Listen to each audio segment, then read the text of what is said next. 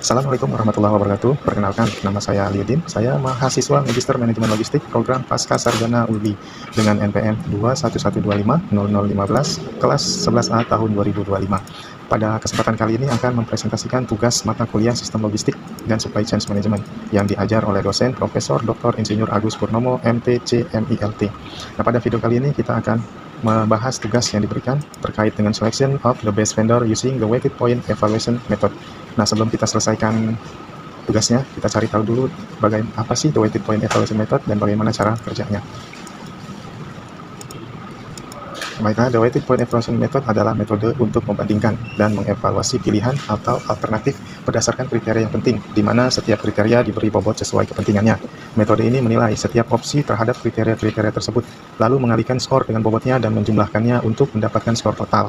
Cara kerja metode ini, yang langkah pertama menentukan kriteria dan bobot. Tentukan kriterianya, lalu berikan bobot untuk setiap kriteria sesuai tingkat kepentingannya. Langkah selanjutnya menilai setiap alternatif, berikan skor pada setiap alternatif untuk setiap kriteria.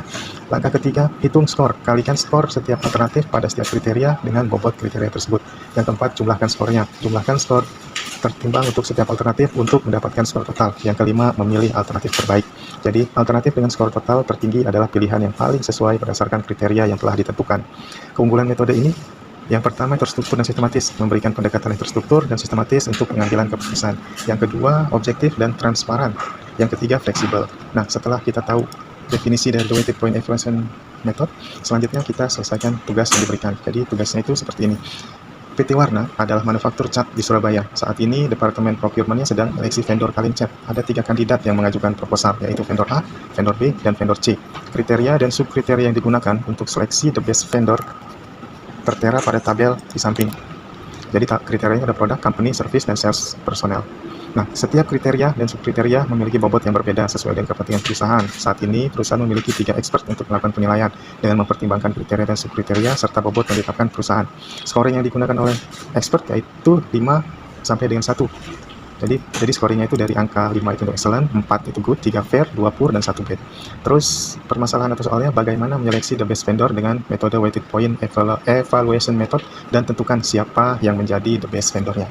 Oke, jadi pertama-tama kandidat vendornya. Jadi di sini PT Warna itu mempunyai 3 kandidat vendor ya, vendor A, vendor B, dan vendor C. Terus ada 3 orang expert.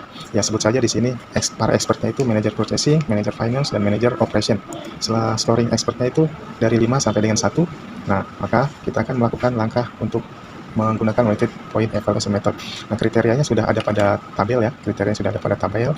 Langkah selanjutnya kita tentukan bobotnya. Jadi bobotnya sudah kita bagi-bagikan di semua kriteria. Nah, pada kesempatan kali ini bobotnya itu 40% untuk produk, yang di-share lagi ke masing-masing subkriterianya, jadi 15% untuk quality, 8% untuk uniformity, 7% untuk price, 5% untuk garansi, dan 5% lagi untuk packing. Terus untuk kriteria yang kedua, ada company, itu mendapat bobot 25%.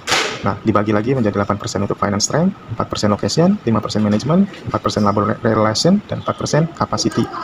Terus untuk kriteria yang ketiga, 20% untuk services, yang dibagi lagi untuk subkriterianya 10% delivery on time, 5% reject amount, 4% handling complaint, 3% technical support, dan 3% emergency support.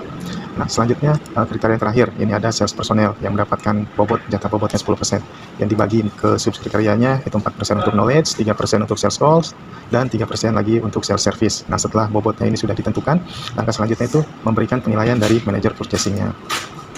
Nah, ini, jadi masing-masing expert atau manajer purchasing-nya itu melakukan penilaian. Contohnya seperti ini. Jadi, untuk vendor A, dari manajer purchasing, manajer finance, dan manajer operation, ini sudah memberikan penilaian di masing-masing kriteria dan subkriterianya. Penilaiannya itu berdasarkan dari objektivitas masing-masing manajer atau masing-masing expertnya. Nah, pada kesempatan kali ini, pada soal kali ini, contohnya itu manajer purchasing memberikan penilaian untuk quality 5. Terus, manajer finance memberikan nilai 5, manajer operation memberikan nilai 4. Kemudian kita cari rata-ratanya. Setelah dicari rata-ratanya, kemudian dari nilai rata-rata ini kita cari skornya. Skornya itu diperoleh dari nilai rata-rata dikalikan dengan bobotnya atau persentasenya ini. Contohnya quality yang tadi, quality manager purchasing memberikan nilai 5, manager finance memberikan nilai 5 juga, operation memberikan nilai 4. Kemudian di rata-rata menjadi 4,67, sehingga skornya itu dari 4,67 dikali 15% sama dengan 0,7%.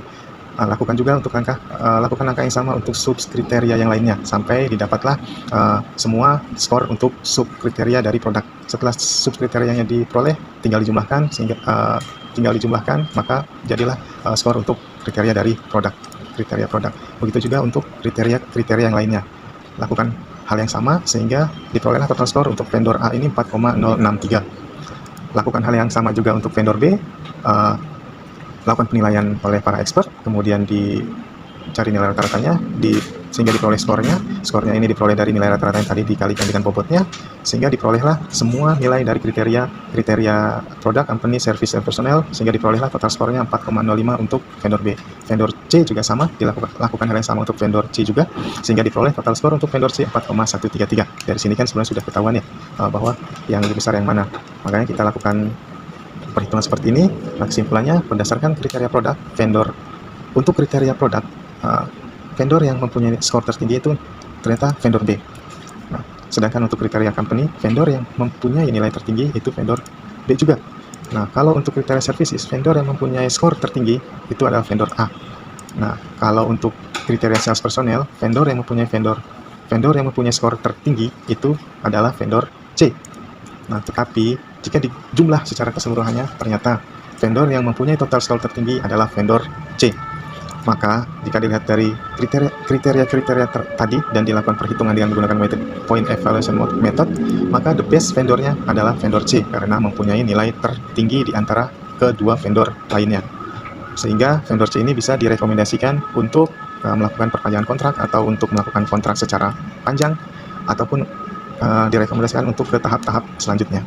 Oke, mungkin itu saja pembahasan terkait dengan selection the best vendor using the weighted point evaluation method. Sampai jumpa di video selanjutnya.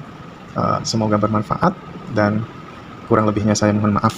Saya akhiri. Wabillahi taufiq wal hidayah. Wassalamualaikum warahmatullahi wabarakatuh.